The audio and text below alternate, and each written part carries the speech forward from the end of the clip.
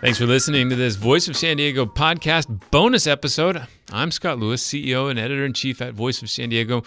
We've got your second bonus episode of the week.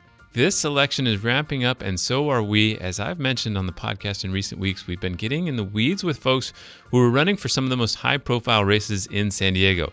The first round of interviews is with candidates for mayor.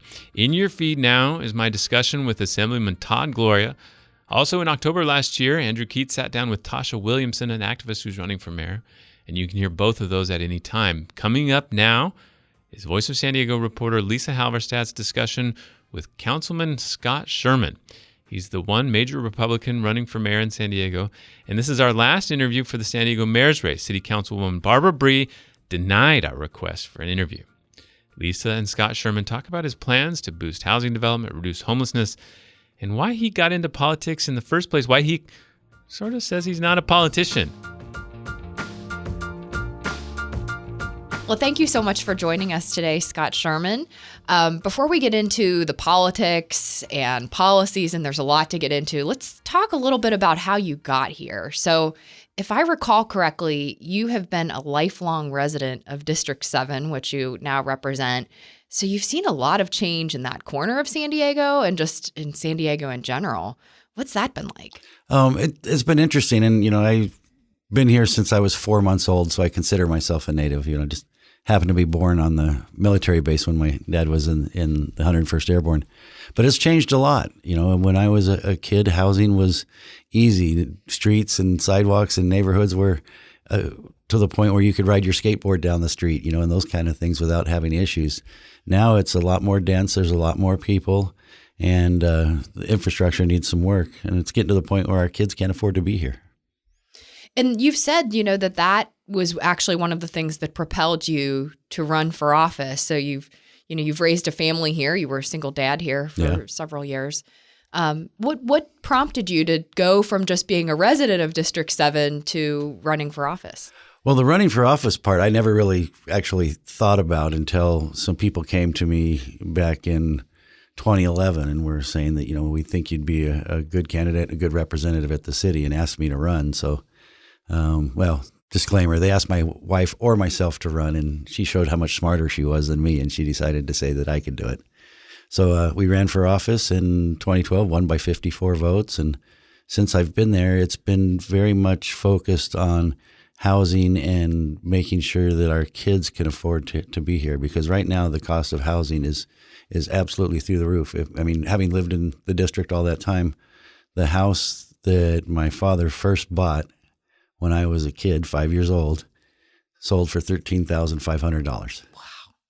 That same house now is about $650 to $675. It's just a different world, but we've kind of created our own problem a lot with politics and with the amount of fees and government regulation and red tape that gets in the way of creating housing. 47% of the cost of housing is government regulation and red tape. And we'll talk a lot more about that, but I want to also have you talk a little bit about your business experience as well. You've been in insurance for years before you got into city politics. Tell me more about that. Yeah, moved away from San Diego for a little bit when I had my first marriage. Had a little business in Arizona, got divorced, came back home, and was raising a 2.5-year-old girl on my own. And I needed the flexibility of time. I couldn't pick her up at school at 2:00 and still punch a time clock. So I got into the insurance world because in sales, you can make your time and do it that way. And we got into that, started doing that in the family business kind of thing. It started out with 3 of us. And then when we sold it, I bought it and then, many years ago. And then when we sold it a year and a half ago, we were close to 40 employees. And so many times in business, you have to make decisions based on where the revenue's coming from, what you can expect, and what are the consequences of the decisions you make. In government, it's somebody else's money. So we a lot of times just make decisions without thinking about how that money's earned and where it comes from. So what strikes me is, and I when I first found out that you were going to throw your hat in the ring for mayor, is I remembered sitting down with you, I think it was December 2017, and we were fresh off, you had just actually lost a chairmanship that you cared a lot about of the housing committee. Yep. and this vacation rental regulatory deal that you had worked on with other council members had fallen apart.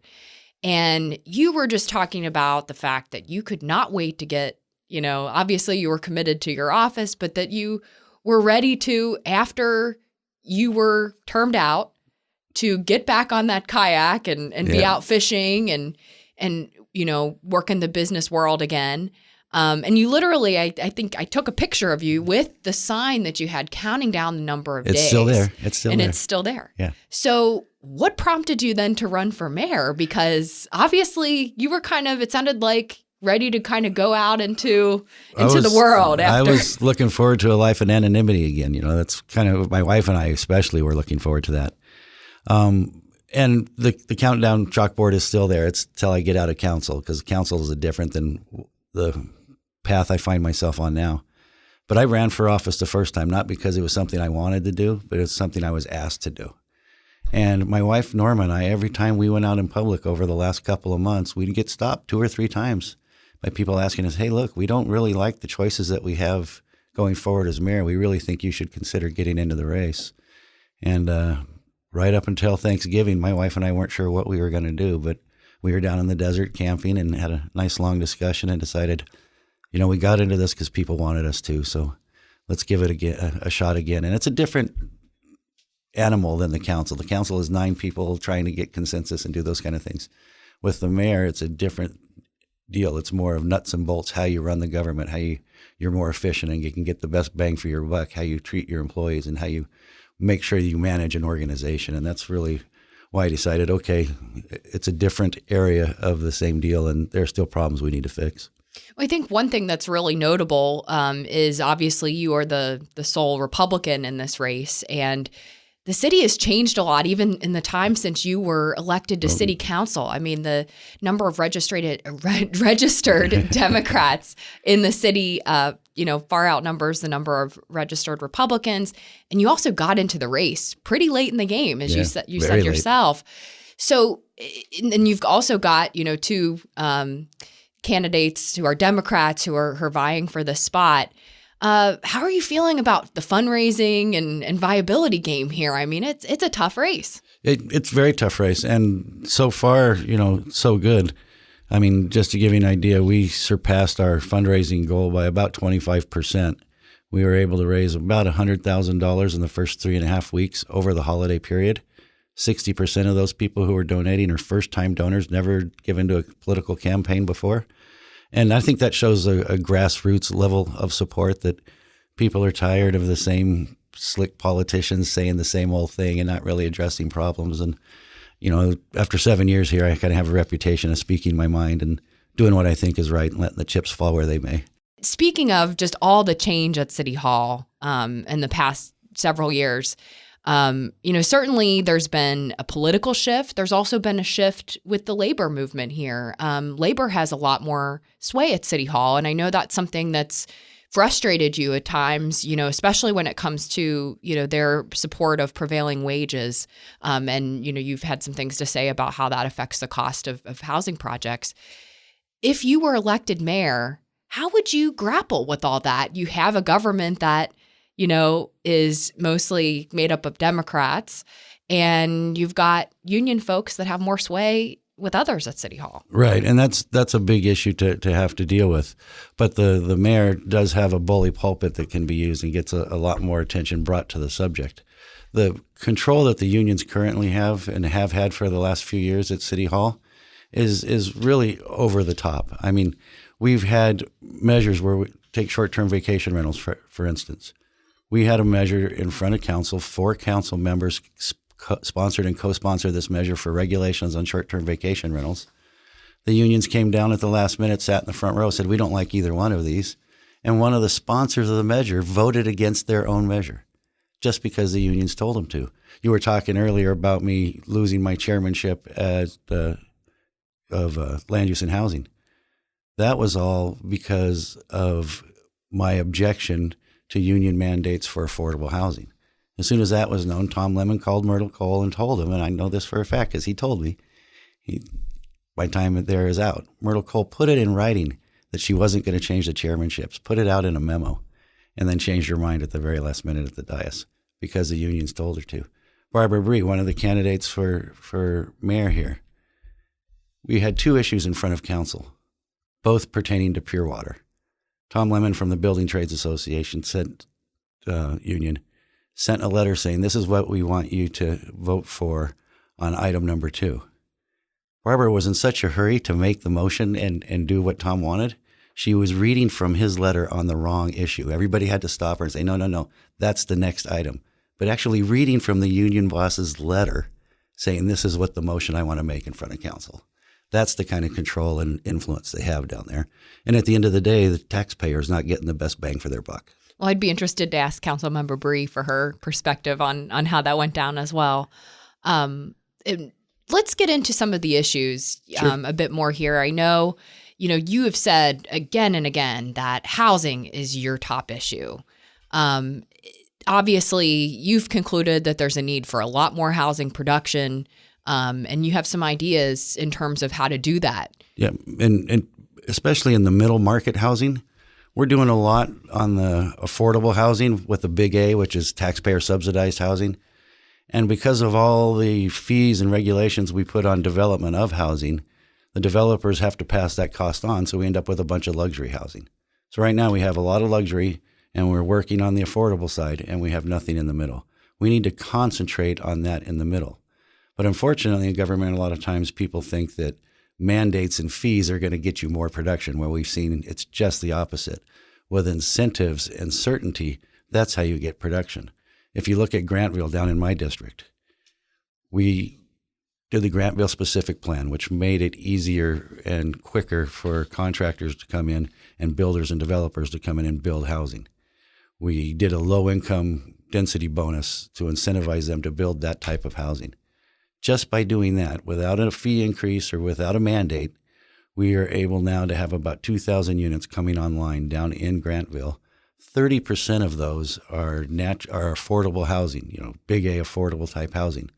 We're sitting there just debating 10% mandate in the city when just by changing a couple of rules and giving certainty and some incentive, we're getting 30% on the natural.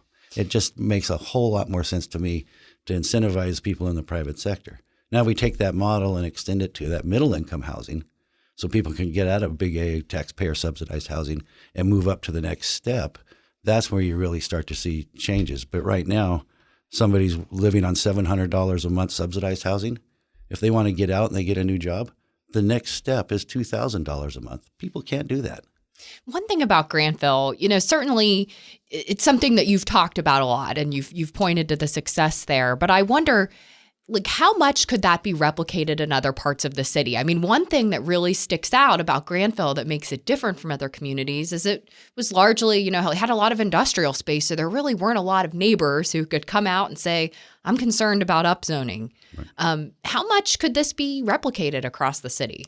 There are a lot of spots that it can be done. And the big benefit to Grantville is it's right next to a trolley stop and it has mass transit going through it, which meets up with all these different incentives we've done to promote that type of housing. That can be replicated in other areas, and it can be upzoning from light commercial, industrial. It can also be different types of areas, especially like along the river and some of those. There's a lot of upzoning that can be done to allow for more housing to be built. What about in areas, I think the one that comes to mind for me is along the Orange Line in Logan Heights. Mm-hmm. They had some upzoning there in their community plan, but that housing really hasn't materialized. What would you propose be done to incentivize housing further? Because, for example, in that situation, the housing hasn't materialized as much as folks would like. And that's because you can get affordable housing there because of the low income density bonus. But there's no middle income bonus to incentivize developers to come in. So they're still having to pay the same high fees and regulations and everything. So they can't build that type of housing. Therefore, it doesn't pencil anymore and they don't come in and build it. If they had the incentives to come in and build that type of housing, then I think you'd start to see them show up and actually do the building. But when it costs so much to do it, it takes so much time to get through it, then, it's not penciling anymore and we can't afford to do it. It doesn't show up. So if you're elected mayor, what would be the first actions that you would take on our housing crisis? Middle income density bonus. Tell us more. First thing, because that incentivizes, and we've seen the low income density bonus, around mass transit, help developers who build that type of housing. That's where we've seen the best growth in it. Why don't we explain? We've got a lot of smart listeners here, but why don't we tell folks what the density bonus is in the first place? It basically allows you to build more on a parcel than what it's zoned for if you meet these certain qualifications, and that's really what it does. If I'm building affordable housing, then I can build X amount of number of units more, and it starts to pencil and make sense. Do that for middle income housing, so that makes sense for that type of housing, and you'll see the progression in the line instead of having a big giant gap in the economic ladder. Now, your council colleague, Vivian Moreno, had pushed through successfully some middle income reforms. What did you make of those? It sounds like you don't think they went far enough. Yeah, we weren't looking into the areas of income that's the next step. We're still concentrating on that almost, that big A affordable housing. We need to concentrate on the next step for somewhere for people to go. And it's getting closer, and I commend Vivian for what she was doing. But we need to do it on the incentive side instead of the mandate side. So her proposal, if I'm recalling correctly, is it incentivized building for that, really the low middle, between 80% of the median income and 120% of the median income. And I'll have to put a link to this guide on so people can look up the AMI. Are you calling for incentives that would help above? Yeah, the 100 or the 150, in that range, where you're starting to deal with different levels of the economic ladder as people move along that ladder. You can't have, it's incentivized here, and then that's where you plateau. Because we see it all the time, especially with the affordable housing we have here now. I was talking to a lady at a political event the other day who was offered a raise at her job and a promotion, but she couldn't take it because now she wouldn't qualify for the subsidized housing, and it wasn't a big enough raise to go to $2,000 a month. So she had to stay there. So what happens when people stay in that housing longer and longer, then the people on the waiting list don't get in, and then they get on the streets and exacerbate the homeless problem. Yes, and we do have a very long waiting list on Section 8, and that's something I would like to look into more, this issue that you've described, and maybe fact check it a little bit. Sure. Certainly we have a mayor in office now, Mayor Kevin Faulconer, who describes himself as the YIMBY mayor. He's really tried to ramp up housing production. He's, tried to streamline the process. I'm curious, do you agree with all the steps he has taken, and would you do anything differently? A lot of the steps that we've taken, and a lot of it stemmed from David Alvarez and our 20-point plan on how to streamline some of the process, incentivize.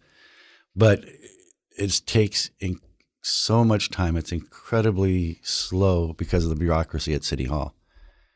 That needs somebody in the management seat, the mayor's seat, pushing, here's where we need to concentrate.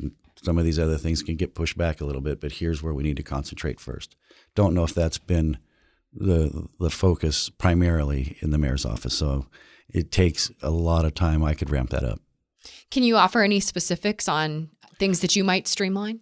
Well, to streamline or to add? Add or streamline? Add was the density bonus. Streamlining is with our park equivalency and development impact fees. Also, when it comes to streamlining, if you really want to go outside the box, and something I'm looking at now and have been talking about for a while, is I'd rather see self-certification of architect firms and engineer firms to where they get certified with the city as knowing what that process is to approve these plans and developments. They're insured for it, so if there's a problem, that insurance is taken care of. Then they get certified with the city. So if I'm a person who wants to do some kind of development, I go to them. If they do everything right by the certification, then it only has to come to the city for a very short period of time instead of going through all these different levels of plan checks and reviews and those type of things. So more ministerial in a sense. More ministerial. And over the counter in some ways. Yeah, and getting rid of the steps from the counter to once it comes back to the counter. There's a lot of steps in the middle there that we could do on the outside with some creative thinking, and I think that self-certification is one of those. Are there any other housing proposals that you would like to air here with our very interested viewers here or listeners? Well, and some of the things I've been proud of while I've been there that I have been able to get done on the council and hopefully could push even more is the work we've done with accessory dwelling units, commonly known as granny flats. And I think that is another example of how you could have some middle income, next step in the ladder type housing, for the kids coming out of school or the first job and those kind of things, is we streamline the process. My office commissioned and put together a handbook that helps you walk through that process of building it. We removed fees on most of what it takes to get a granny flat approved and done. We put $800,000 into the program just to pay for those fees that we waived. We went from 0 applications in 2017 for granny flats to about 420 something last year, just because we waived some fees and gave people direction and made it easy for them to do. Before, it was confiscatory to do it. By the time you got through all the permitting and all the process and the time and everything, it was costing more to do that than it actually was to build the granny flat. Now it's absolutely reversed, and we're seeing a giant production, all from just a tiny little bit of money put into it instead of the tens of millions of dollars we're talking about with all the mandates and everything that we do. Let's talk about a crisis that's very much related to the housing crisis we just talked about, homelessness. Right. You have said that you think that there needs to be more accountability for people that are living on the street, and that the lack of that accountability is helping to fuel the crisis that we have. What are you proposing? That we kind of do more of a tough love approach. We've done a lot on the compassion side with the shelters, with permanent supportive housing, with overnight parking lots, programs that we've put together for people. But too many times we don't focus on the consequences side of things. And if you're showing compassion without consequences, eventually you get to a point where you're just enabling a lot of these people. And I'm talking about not the people who just lost their paycheck and are waiting for the next job, those type of things. We have programs and services for them. The mentally ill we need to deal with. But there's that spot in the middle that is a large portion of people who are dealing with substance abuse problems, addiction issues. And we find, especially in my district in the river, that a lot of these people are living that life because they don't want to deal with their substance abuse issue.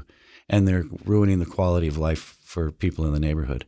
We need to enforce those laws and say it's not a crime to be homeless, but crimes you commit while being homeless, they're still crimes and need to be enforced. They'd be enforced on anybody. That makes them go into the system. And then once they get into the system, we can maybe try and direct them towards where they get help, or else you're going to have to face those consequences, because sometimes you need to have that push. To give you an example, there's a guy named Brian who's over at Zephyr, which is permanent supportive housing project for veterans that we opened up in District 7 just a little bit ago. And he came up to me at the ribbon cutting. He's like, "You're from the city, right?" I said, "Well, yeah." He says, "I need to talk to you because you guys broke up the tents downtown." And I said, "Okay, what do you need to know?" He said, "No, I just wanted to say thank you for breaking up those tents." He said, "I was living in those tents shooting meth in my veins every day. And it wasn't until you guys came and broke up those tents that forced me to go to the shelter. From there, I found a caseworker. I found benefits I didn't know I had as a veteran, got into a sobriety program, and now he's 11 months clean and sober and living with a roof over his head and helping out around the facility and well on his way to being a productive member again."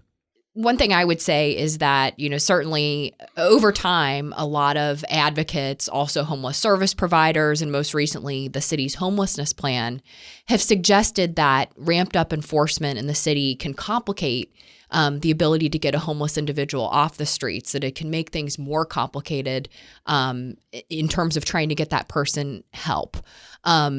You've said you support the city's homelessness plan. Mm-hmm. How do you square those concerns with this approach of increased enforcement? Well, you have to have both. And a lot of times, even the social workers who go out and want to do the first contact, they usually want police with them because of some of the circumstances they can be in.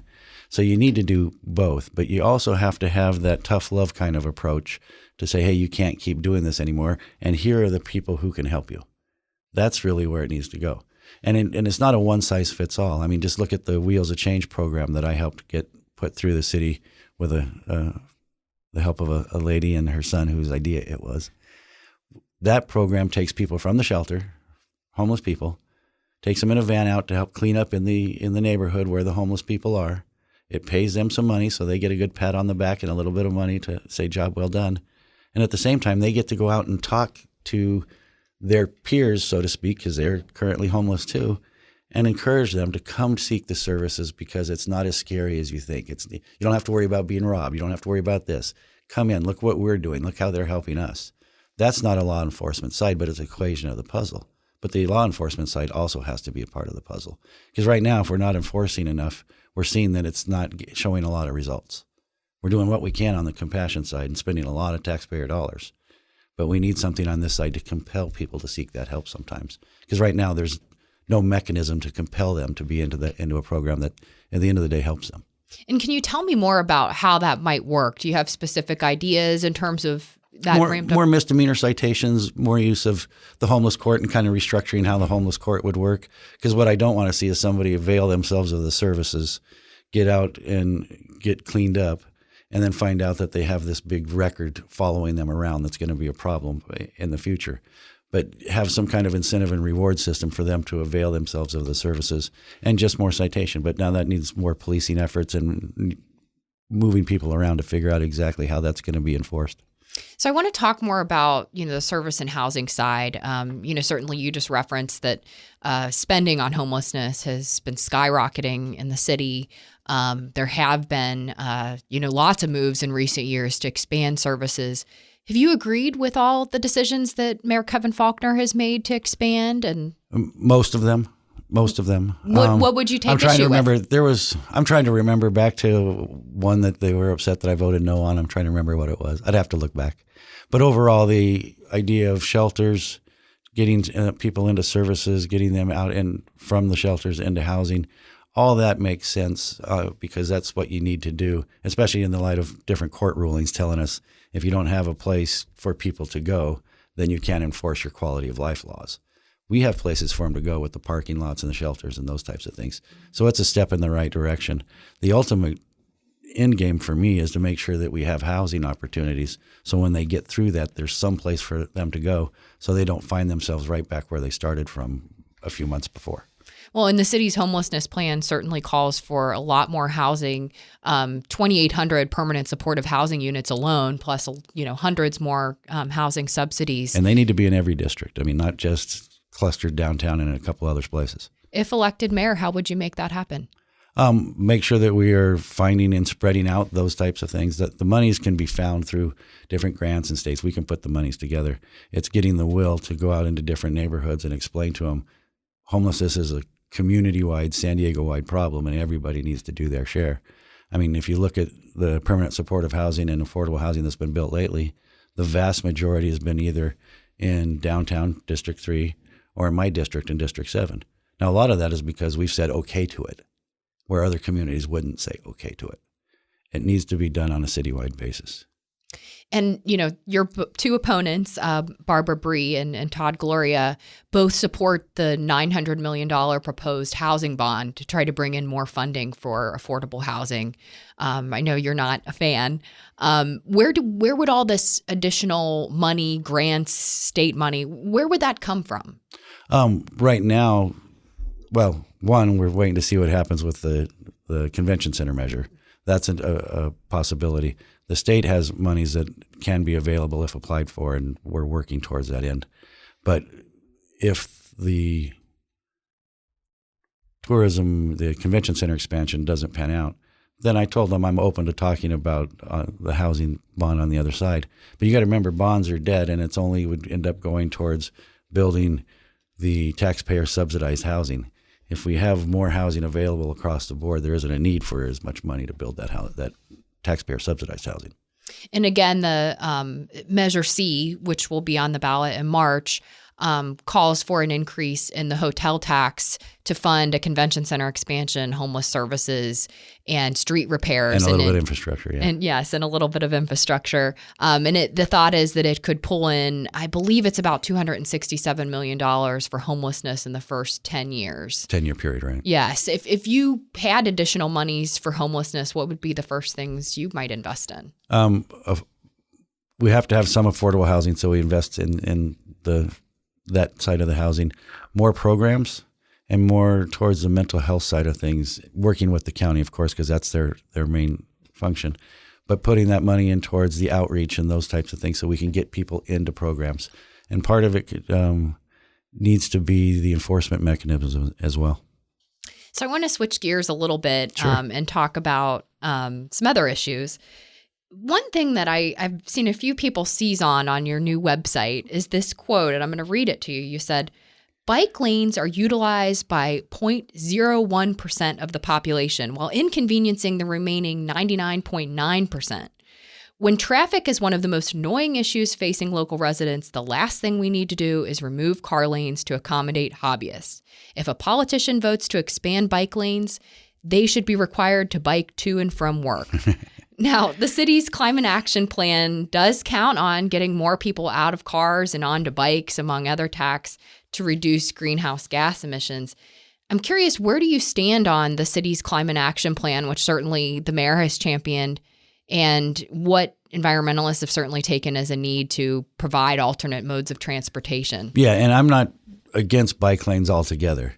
It's when they conflict with and causing problems for the majority of people and how they get to and from work. But if you look at, the people on council who say we need to bike to work, we need to get people out of their cars and get into bike lanes. If you go down to the council on a council day and you go to our parking spaces, every single one of those parking spaces has a car in it. None of us could do our job on a bicycle. Now, should we put in the bike lanes in some areas where it makes sense, like downtown, Mission Valley, some of those other areas? Yeah, that makes sense to me and should work. But we have to, and we can achieve those mode shifts by putting in the bike lanes where they make sense. But I don't want to see them going in where you're at the expense of parking or you're reducing down street and causing more and more congestion. Because let's face it, at the end of the day, the car itself is going to change. And it already is. I mean, we're seeing more and more electric. It's going to be way more environmentally friendly. And it's very, very difficult to do for most of us to do our jobs or our daily day activities using mass transit or a bike. Put in the infrastructure for those who can, but at the same time, don't exclude those who can't. Well, and speaking of transit, I mean, you've also raised some questions about, whether the transit goals and, visions that some folks have are realistic. Can you talk more about that? Do you support some of what's being discussed by advocates right now? Well, what's being discussed about taking road monies away and putting into mass transit doesn't make any sense. Now, MTS is talking about trying to do a separate bond to help with building that. That's a separate issue because that's money for a specific purpose, just like the monies for road were for a specific purpose for the roads. You don't want to be taking money from one place and put it into something else. And people have to understand that a lot of us can't do things on mass transit. The single mom or the single parent hauling their kids around or going to school with the car seats and all those kind of things. You can't get on mass transit and go there. I was doing a project around the house the other day where I needed 2 bags of concrete to fix a post in the backyard. I couldn't take mass transit down to the Home Depot and get that. Put it in where it makes sense and for those who can use it, but not at the expense of the rest of everybody else who relies on their car and has to have it. Well, increased transit use and certainly the ability to ride your bike to and from work or anywhere you'd like to go are key components of the climate action plan because those are necessary to reduce greenhouse gas emissions. Are you generally on board with the climate action plan? Would you implement that if elected mayor? Yeah, I mean, it's the rules of the road as it is right now. I wasn't there for the vote of the climate action plan, but I would have voted for it. I was 48 hours out of knee surgery, total replacement knee surgery. Yikes. So getting to council that day was a toughie, but I would have supported it because a lot of it is complying with state mandates that we're going to have to do anyway. I would have expressed some concerns about some of our goals and how lofty they are, because you don't want to set goals that are just unobtainable sometimes, because it doesn't give you the flexibility for market conditions. To give you an idea, our Vision Zero for waste going into the landfill and making sure we do recycling and those types of things, with China's national sword policy now, 90-some-odd% is the stuff of recyclable materials is very hard to find a home for it to send it to because China won't take it, and they were the ones taking it all. So now all that's going to end up in the landfill and change the ability for us to achieve our goals. Mm-hmm. So now that could change back, in a year or two, and they could start taking those things again. But you need those flexibility in the goals. So I have some reservation about the goals, but it is on the books, and it's something to aspire to. Speaking of things on the books, the city council, not you, voted to support creating a government-sponsored utility, essentially. It's this thing called community choice energy. Yeah. And certainly the current mayor has supported that, championed it, but you opposed it. Right. Why did you oppose that? And what's your take on the CCA? Well, everybody was talking about SDG&E and wanting to say how bad that this is a monopoly. I understand that, and I'm no fan of SDG&E. I would love to see actual competition, but this is a government-run utility. We have utilities that we run poorly already. Why would you think having a government-run utility would work?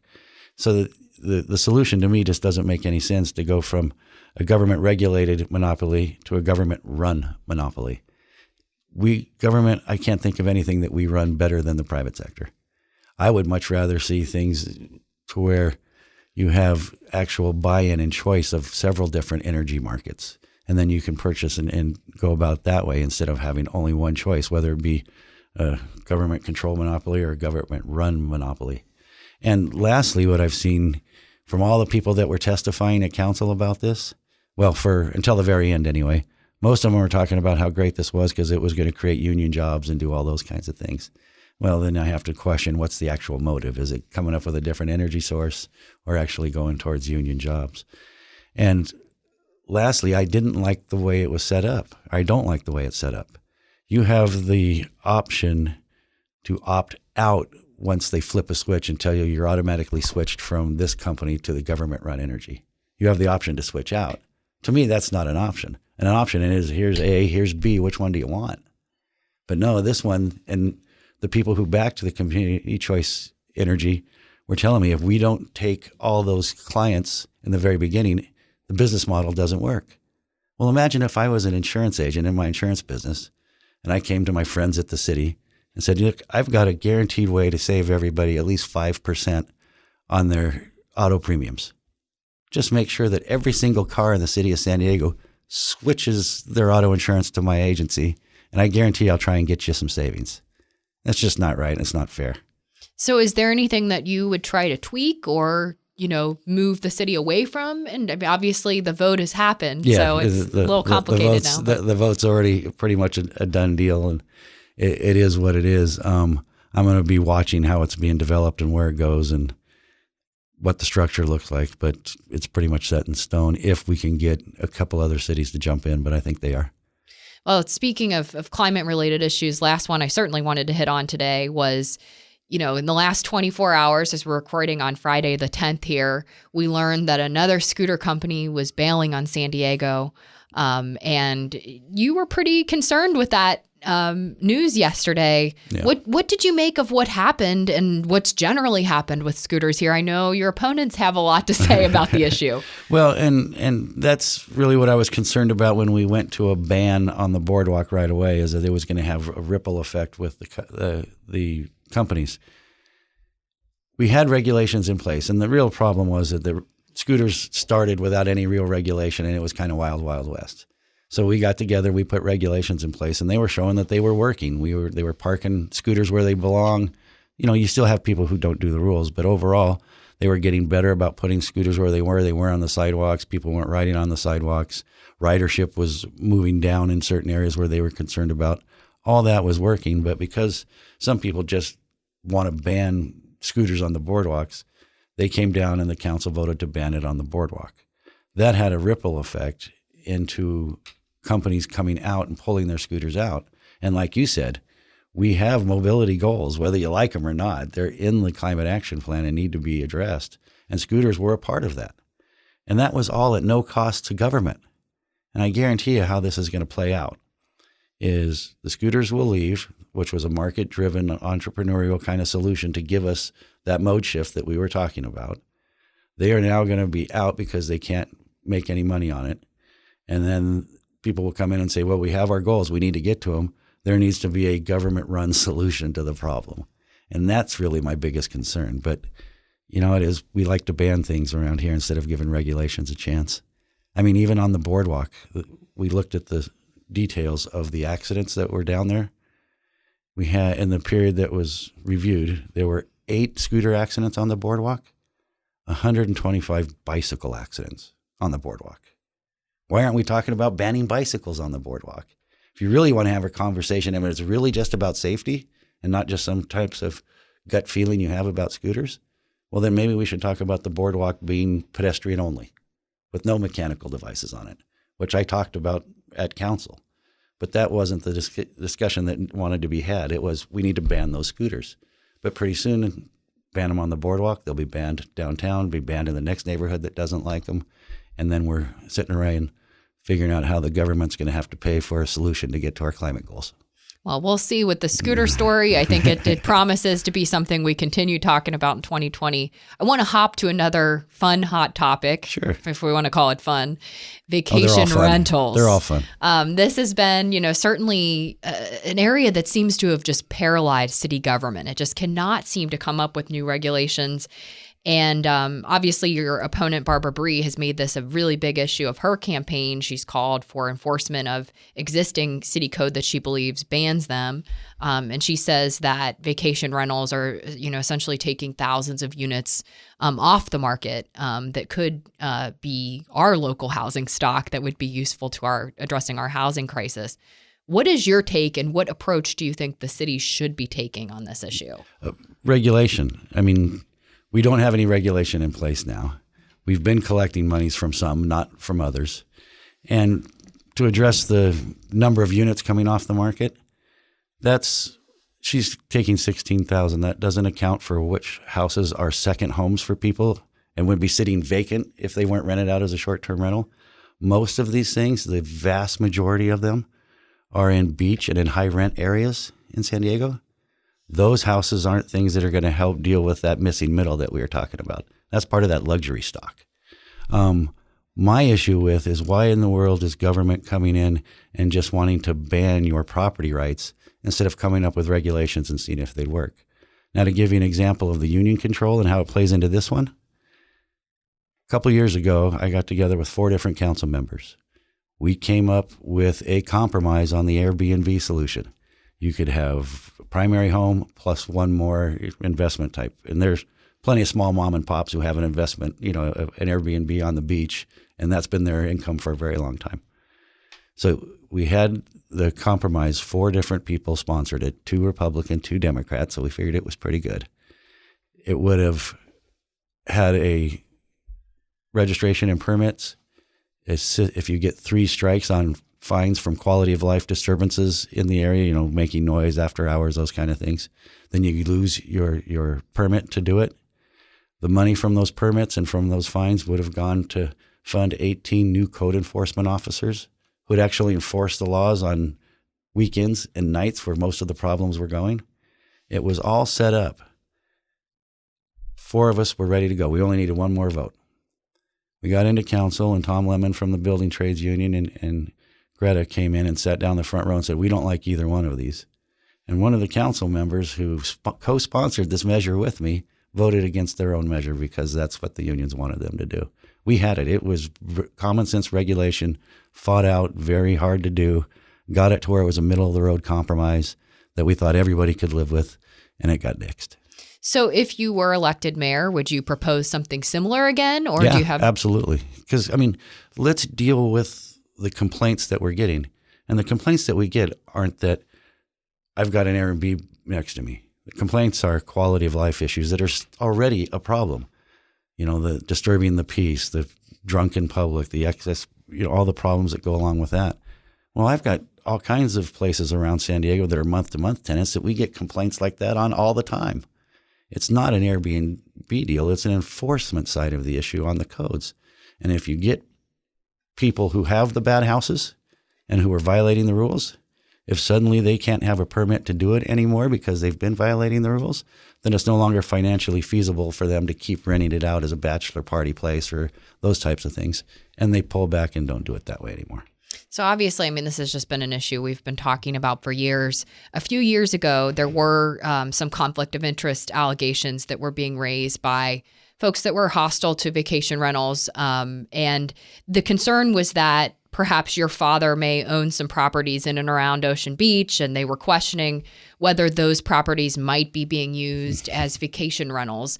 I know that the Ethics Commission decided not to look into this, but do you care to shed some more light on what was going on here? Sure. My dad's been in property management his entire life. Most of those places that were referenced are ones that he manages, not that he owns. And you have to look at the assumption that these people were using. It was absolutely absurd to think that, okay, if he owns these properties, that someday may be turned over to you in an inheritance and someday may be turned into a vacation rental. Therefore, you have a conflict of interest and you can't be there. Well, that's like saying every homeowner on that council can't be there because someday they may decide to move out and turn their house into an Airbnb. Therefore, you can't make that decision. It was absolutely absurd. And obviously, they don't know my old van because chances of him leaving me something are pretty slim. He keeps saying all the time, I'm spinning it before I go. Oh, wow. Well, I want to also touch on another topic that I know has been of interest to you for many years, and that's infrastructure. In the time since you've been in office, and certainly in Mayor Kevin Faulconer has been in office, there's been a lot more spending. The city has, the mayor has surpassed his goal to, fix up 1,000 miles of streets. What more do you think that the city should be doing? Are there specific initiatives or ideas you have to, fill more potholes, repair more streets, and certainly deal with the sidewalk issues that many people are experiencing? Yeah, the sidewalk issue is something that Councilmember Alvarez and I a few years back were pushing at. Look, we need to really look at bringing that into the city and making that the city's responsibility, or at least having a much better program than we have now.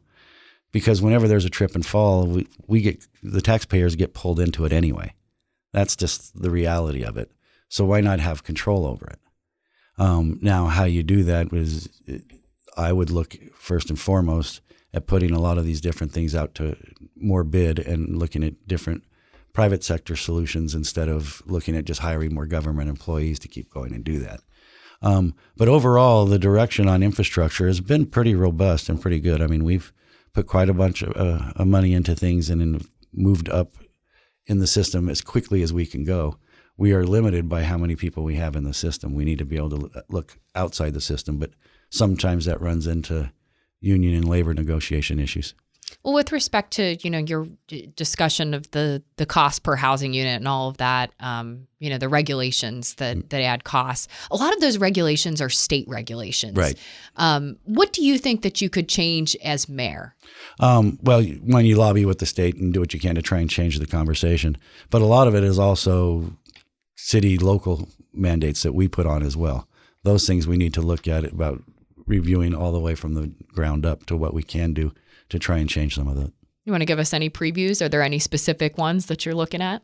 Not right now. Okay. Got a couple. Well, let's talk about another reform that you've pushed. Turns out you also have a ballot measure that you're pushing this election season here in March, right. To basically have the city's audit committee, which you now chair, select the city auditor rather than the mayor. Right. Can you tell us how that came about and why you're advocating for that? Yeah, we've never really had to go into this situation before where we were hiring a new independent auditor, because Eduardo Luna, our past auditor, was our first one since it was formed about a little over 10 years ago. When we got into the process, the auditor's job is to audit and hold the feet to the fire and hold accountable the administration, which is run by the mayor. What we were finding out is, we made recommendations, but then the mayor's office would be choosing the auditor that would be overseeing the mayor's office. To me, that didn't make any sense. That's like the fox watching the hen house. So we looked into it even more and started saying, you know what? We think this needs to be changed. And I looked back when they first put it in place and talk about strange bedfellows. Donna Fry and Carl DeMaio, during that period of time, were against the independent auditor, not because we needed one, but because of the way it was being selected. And it was exactly the problems that we are fixing now that were addressed back then. I even talked to Donna on this thing, so she helped me with part of what she thought would help strengthen it. But to me, it makes absolutely no sense to have the mayor's office choosing the overseer of the mayor's office. So now it will be the committee, the audit committee, which is 2 council members and 3 independent people from outside of city government. They come up with 3 candidates, send it to the city council, and then the council will take one of those 3 as the new independent auditor. And I think it's very important to have transparency and oversight of how the taxpayer dollars are spent, and having a guaranteed independence of an auditor outside of the influence of the politics and machinations of inside of City Hall is incredibly important. And I think this does it. Well, and if you're elected mayor, you could be very affected by that policy. Yeah. And people were going, well, wait a minute, you're friends with Kevin, and why are you doing this? I'm going, it doesn't matter who the mayor is. The mayor will come and go and change. But the most important thing for me is to make sure that you have somebody who's independent, free of pressure, overseeing what the administration is doing with our taxpayer dollars. It doesn't matter who's in that office. You want somebody who's independent to be able to oversee that. Well, thanks for joining us here on the, most popular downtown podcast in San Diego. You have a great weekend, and thank you again. You too. Thank you. Pleasure being here.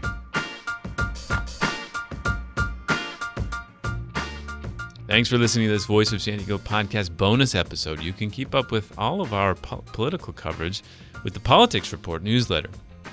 Get that at VOSD.org/newsletters.